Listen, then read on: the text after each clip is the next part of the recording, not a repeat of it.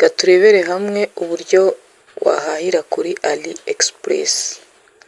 Urajyaho kuri AliExpress ugakiriyetinga akawunti nka kumwe ukiriyetinga akawunti ya Facebook. Wamara kuyikiriyetinga akaba aribwo rero utangira kureba ibintu ushobora kodaringa. Iyi nanjye nakoresheje nari maze kuyikiriyetinga mu kanya nkoresheje email nshyashya. Urabona ko nta ma orders arimo. Ni ukugira ngo nze kubereka uburyo step by step ukuntu ushyiramo ikarita, ukuntu wandika adresse, ibintu nk'ibyo. Ntabwo nakoresheje akawunti usanzwe nkoresha. Rero reka tujyane. Iyi ni imwe muri application y'ingenzi cyane wakabaye ufite muri telefone yawe, kuko ibaho ibintu by'ubwenge. Ushobora kujya wenda uvuga ati nta kintu kiri mu mutwe numva ntagura, nta kintu ufite cyo gucuruza, ariko ugahita ubona nk'utuntu abantu bajya bakenera ari twinshi. Reba nk'amaposheti ya telefone. Aya maposheti ya telefone utayabona gutya, ushobora kuyazana kuri Instagram ukayapostinga ukajya ubona abakiriya. Habamo akantu k'akanyungu, utugofero, ibikoresho byo mu rugo, nyine uko ugenda urebaho. Ntabwo ushobora kubura ideas y'ikintu ushobora gukora kandi kijyanye n'amafaranga yawe ufite. Hano rero ndi kubereka kugira ngo urebe ko nta kintu kidahari pe. Birahari byinshi kandi ibiciro biba biri bihendutse ugereranyije no kubigurira inaha. Uragenda ukareba, wamara kureba ukanareba na shipping fees, igiciro cyo kubishipinga. Ariko niba aribwo gitangiye kuhahira, ushobora kureba ibiri bifite free shipping akaba ari byo ugura. Wakwibaza se iyo umaze kubigura bikugeraho gute? Hari igihe binyura ku iposita, ubona tracking number barayiguhereza, ukajya utrakinga ukareba ahantu ibyo wahashye bigeze. Uko ugenda utrakinga nyine ubibona, nibwo uhita umenya icyo gukora nyuma yaho, ukavuga ati se noneho bigeze hehe. Iyo ubonye bigeze i Kigali ushobora kujya ku iposita, ariko nabonye muri iyi minsi iposita atari iri kubizana, ahubwo Kiku ariyo irimo irabizana. Rero reka ngure amaherena turebe ukuntu baguriraho.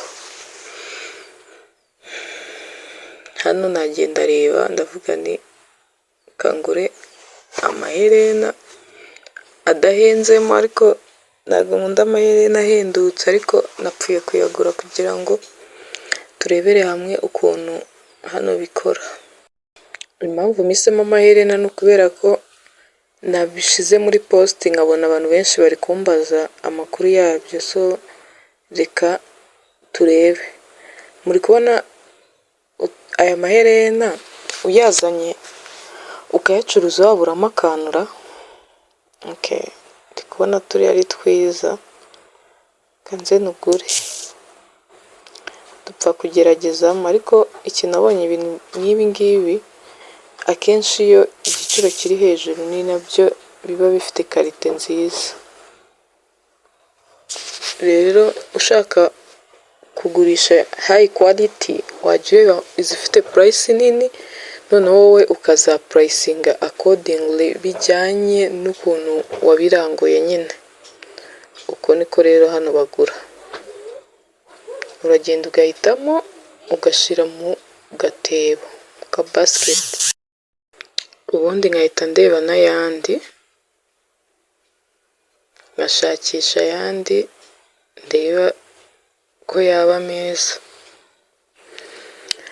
Ariko rero mbere yaho ugomba kureba reviews, icyo abayaguze bayivuzeho, kuko hari igihe ushobora gusanga umusupplier atari umuntu wo kwizerwa. Niyo mpamvu uba ugomba kugenda ukareba ese ni iki abantu bavuze kuri uyu muntu, ni iki bavuze kuri product ze. Ushobora gusanga ari wa wundi uguraho nana shipping. Rero uba ugomba kugenda ukajya kureba. Ndaje mbereke ukuntu ubireba, uko abantu bagiye bavugaho bagiye batandukanye. Utwo tuntu twose uratureba. ariko iyo adashipinze icyo ukora urumva icyo uhomba nuko bagutesheje umwanya, ariko ugenda kuri AliExpress nyine hari uburyo ushobora gusaba ko bagusubiza amafaranga yawe, amafaranga barayagusubiza, ariko uwo mwanya no kuba wabwiye wenda abantu bari bategereje, niba wenda bari babapomazinze ngo bigiye kuza, urumva ni ikibazo, uba utaye umwanya. Nzabaha part 2 y'iyi video mbereke uburyo nyine ushobora guclaiminga bakagusubiza amafaranga yawe. Kuyagusubiza nyine bifata igihe, kongera bakayasubiza kuri ya karita yawe ya banki bifata igihe, ariko bayasubizaho. Ubona ko amaherena ya hano pe ni amasirimu rwose, mana yanjye, simba nshaka umuntu umbwira ngo njye nabuze ikintu cyo gukora, ngo nabuze igishoro, kandi hano hari business ushobora guheraho ugakusanya icyo gishoro ushaka, warangiza kubona icyo gishoro ukajya muri iyo business ushaka. Ntabwo twese duhera ku bintu dukunda, uragenda ugakora bya bintu udakunze. Hari n'igihe rwose umukiriya wacurujeho bwa mbere ntabwo wongera kumugira, kuko urumva ufite igishoro gitoya, wenda ibintu wamugurishijeho ntiyabikunze, ariko wowe icyo washakaga warakibonye. Numara kwimprovinga uzagenda utanga ibintu bya karite nyine, kugenda ukura karite nayo igenda izamuka. So naguze hano amaherena ubwoko bubiri gusa, amwe ndaje nyasubize kugira ngo mbereke uburyo ki usaba amafaranga yawe. Ukomeje kureba ibya hano ntabwo wabivamo, washiduka ariho umaze umunsi wose. Ngewe bwa mbere mahahira nabanzaga ngafata amalinki y'utuntu nakunze nkayakopiya ahantu, nkagenda nyabika. Okay, mwabonye ukuntu noneho reviews uzireba? Nuko nguko uragenda ugakanda kuri iyo product, munsi yaho bakwereka ibyo abakiriya bagiye bavuga. Iyo ubonye nyine bamuha reviews nziza uhita umenya ko ari umuntu w'umwizerwa, ariko iyo usanze nyine reviews zimeze nabi, uhita ukuramo akawe karenge. Nubwo ikintu waba wagikunze ushobora kurisika kutakibona. Uri kubona ko utuntu tuba hano ari sawa? Ikintu kirabatangaza ni uko utu tuntu hari ahantu mujya mutubona tunihagazeho. So ni ibyo, reka ngende njye kwishyura. Uhita ukanda hano kuri checkout, warangiza nyine ukishyura.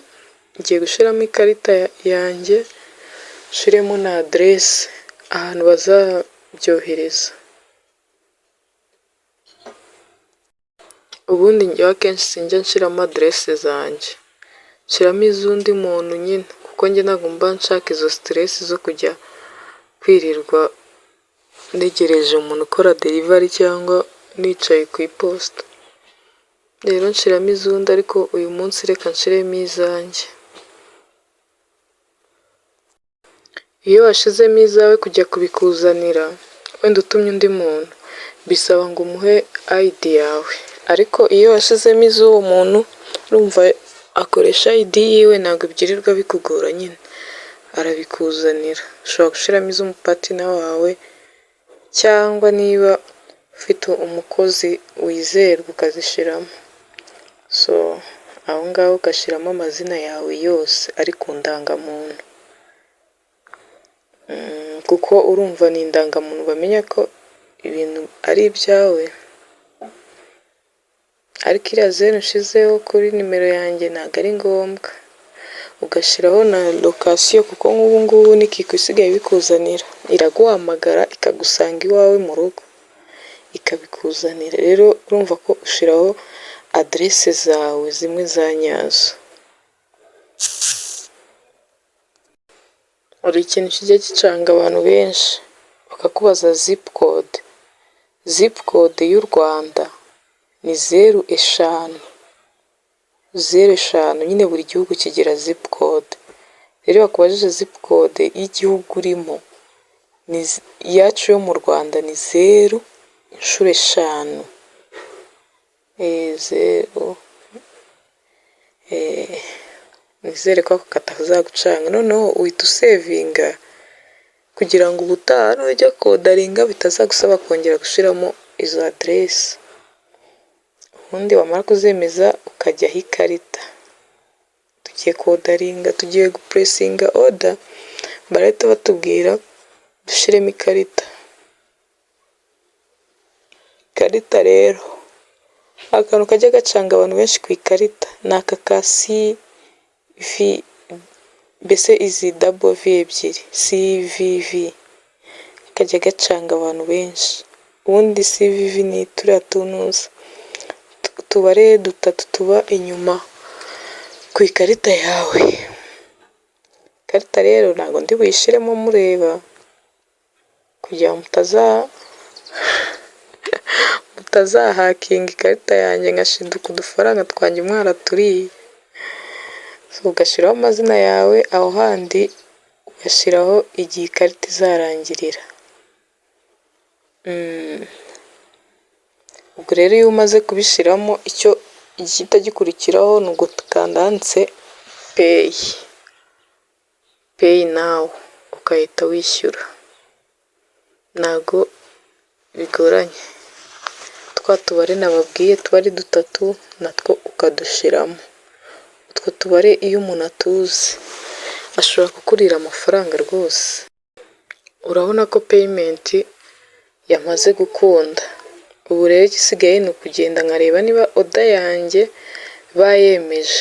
Barabanza bakemeza ko amafaranga bayakiriye, ubundi bakahita oda yawe bayohereza kuri processing, akaba ariho uyireba, cyangwa niba bayishipinze ukayirebera hariya ko babishipinze, nyine ukajya ugenda trackinga ureba aho bigeze. Urabona ko bakiri kubiverifyinga. Kanze ndaje mbereke emails zangezeho ari 2, ndaje nzibereke. Product urabona ko baziconfaminze, zamaze gutangira kuba processed. Niba ushaka kumenya byinshi ushobora kunyandikira, iri somo rirahari rwose ryigisha uko wagurira ku mbuga nkoranyambaga zitandukanye.